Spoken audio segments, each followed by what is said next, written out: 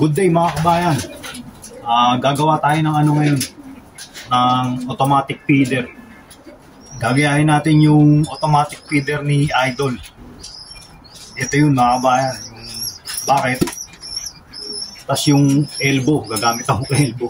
Siguro alam niyo na kung sino Idol yung tinutukoy ko mga kabayan. Napanood ko siya online. Gusto kong gayahin yung ano, yung automatic feeder niya. Tingnan natin kung mag-work pagka ginawa ko na. So siguro meron akong konting babaguhin. Kasi yung ginawa niya pala para sa mga pellets lang mga kabayan. Gusto kong mag-work para sa breeder mix mga kabayan. Para dun sa breeders natin. Para palagi silang may patuka. So yan, susubukan ko muna. So magbubutas ako dito ng isa lang muna. Tapos itong elbow, medyo malaki yung nabili ko. Siguro puputulin ko dito mga kabayan. Yan, puputulin ko to. So sana mag-work para sa breeder mix. Para dun sa mga breeder natin. Kita-kita kits, meme. So mga kabayan, naka-isang butas na ako. Yan, nabutasan ko na siya rito. Tapos yung elbow, binawasan ko mga kabayan.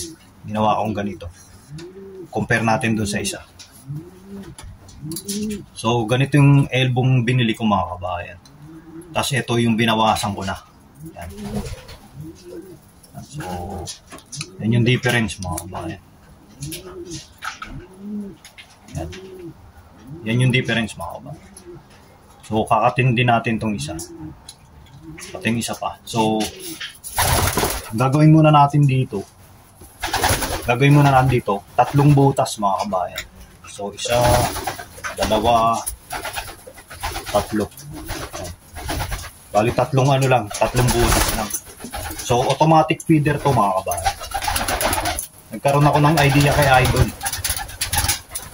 Siguro alam niyo na kung sino yung mga kabayan. Taga-US, yung nag-champion mga kabayan. So, tapos lalagarian na natin. Mamarkahan ko lang muna.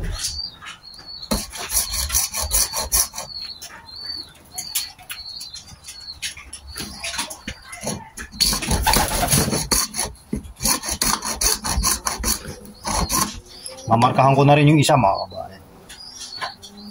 Yan.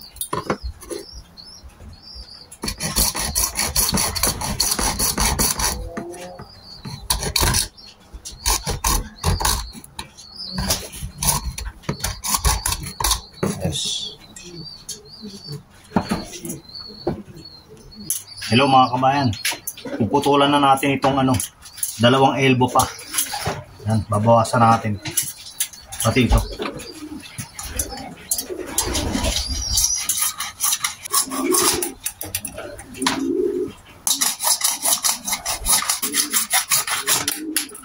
Tapos mga kabayan, bubutasan na natin itong ano, bucket mga kabayan.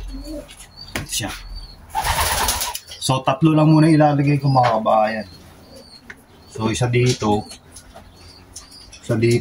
yan bali 3. 3 butas lang muna mga kabayan. Unahin ko muna to.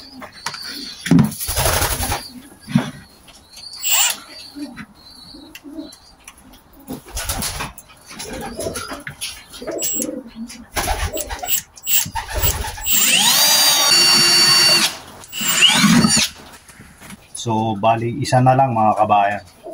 May 2 na tayong butas.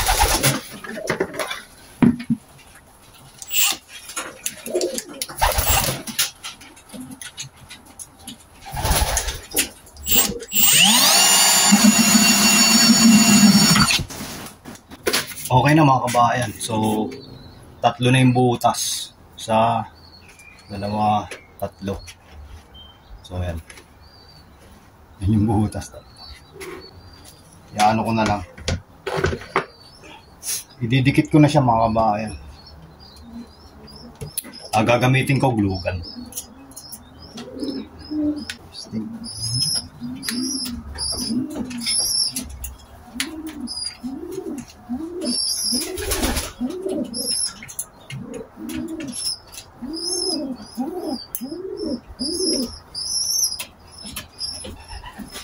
Yun na mga kabayan.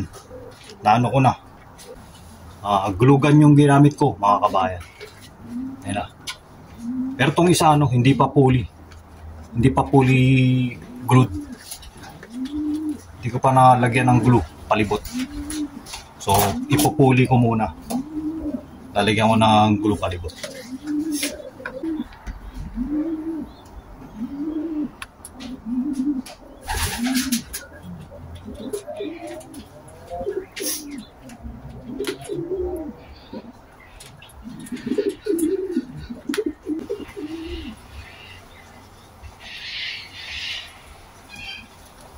Tinapos mga kabayan.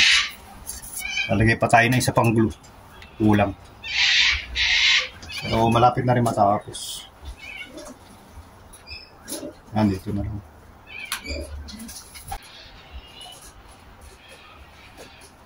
Ayos.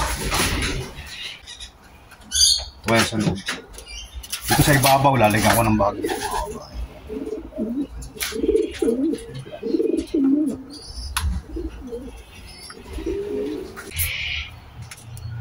Ayos. Ayos, pwede na yan mga kabayan. Medyo ginabi na ako mga kabayan. So, pakita ko lang sa inyo yung yung kinalabasan nung ginawa nating automatic feeder mga kabayan. Ayan siya mga kabayan. 3 butas sa 2, 3. Siguro kung okay, kung magwo-work, magbubutas pa ako ng isa pa dito.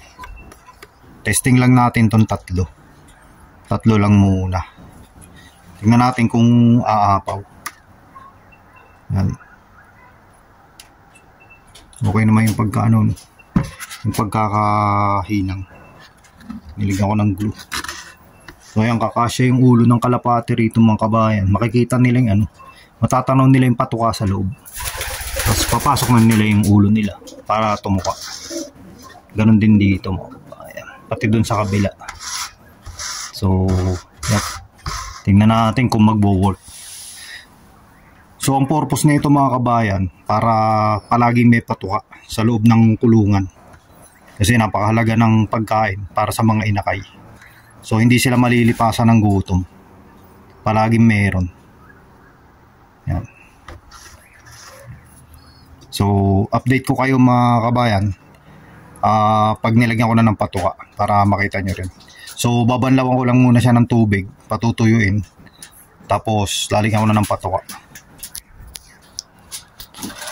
So bukas na lang natin testingin mga kabayan. Medyo madilim na rito mga kabayan. Gumagabi na. So kita-kita kits bukas mga kabayan. Hello mga kabayan. Welcome back. So ipapakita ko sa inyo yung finished product natin mga kabayan. Automatic feeder. Yan, ito na siya mga kabayan. Ayan baling loob niya. 3 lang muna yung nilagay kong elbow. Tapos tingnan muna natin kung kung magwo-work. Pag nag-work siya, dadagdagan ko siya ng 1 butas pa rito mga kabayan. So ito yung itsura niya. Lalagyan ko na siya ng patuka. Titingnan natin kung aapaw dito mga kabayan. So sasalin natin to dito sa automatic feeder. Testing natin, testing.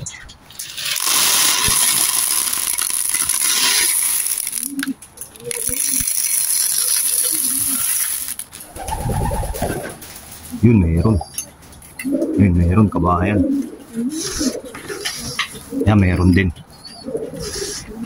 Tapos yan. Yan, di maapaw mga kabayan. Tumalbog to galing to sa ibabaw Yan. Ayos. So, magtitimpla lang ako ng patuka. Ang pinapakain ko sa mga breeders mga kabayan, breeder mix.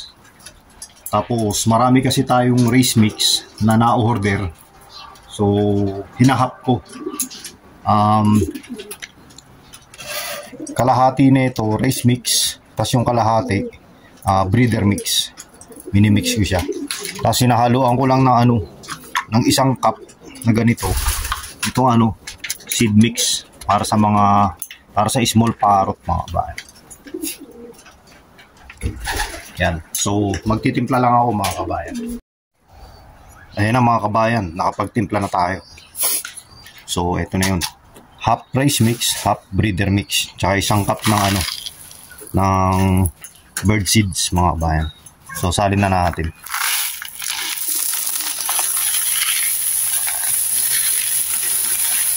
Yan, tingnan natin kung mag-work siya.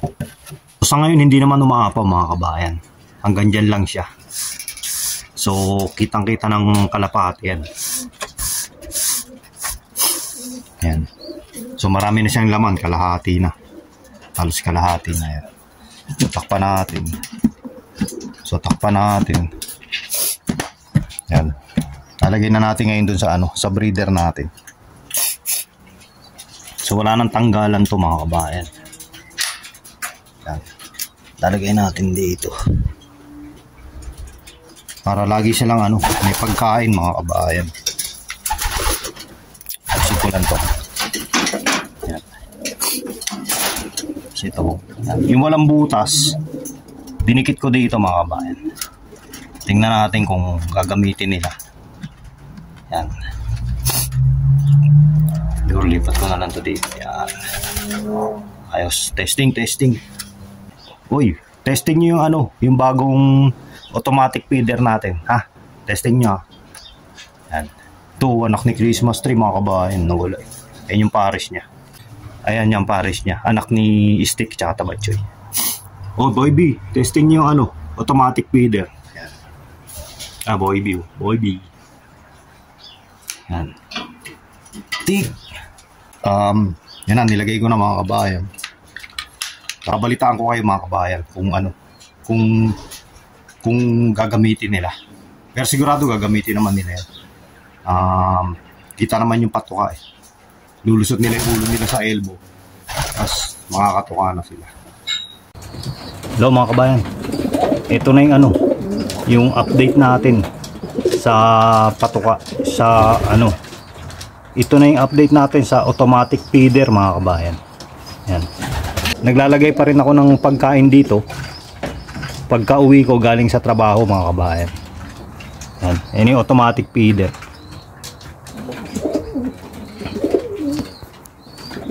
So, tingin ko tagumpay naman yung automatic feeder natin mga kabayan. So, yan. Ginagamit naman nila. Tapos yung patuka, ano, nabawasan na mga kabayan. Kalahati yung nilagay natin.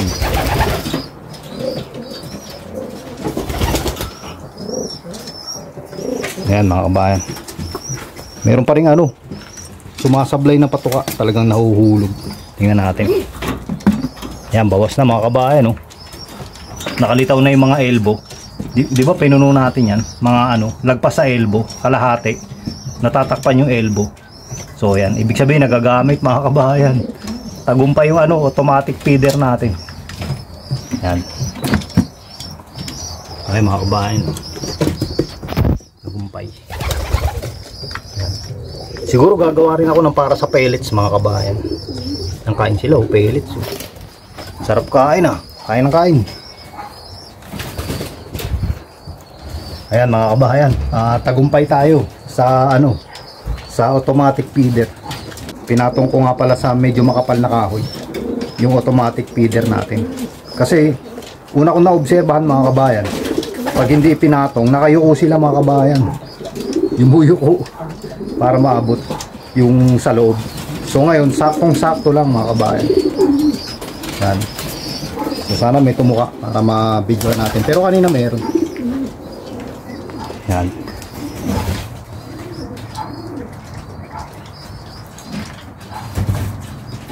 Ayos. Yun lang muna sa ngayon mga kabayan. Shout out nga pala mga kabayan. Shout out kay Nolasco Halili at sa kanyang family. Ese, shout out sa iyo at sa family mo. Ingat. So hanggang sa muli mga kabayan. Please like, subscribe and comment. Kita-kits ulit sa susunod na vlog. Salamat!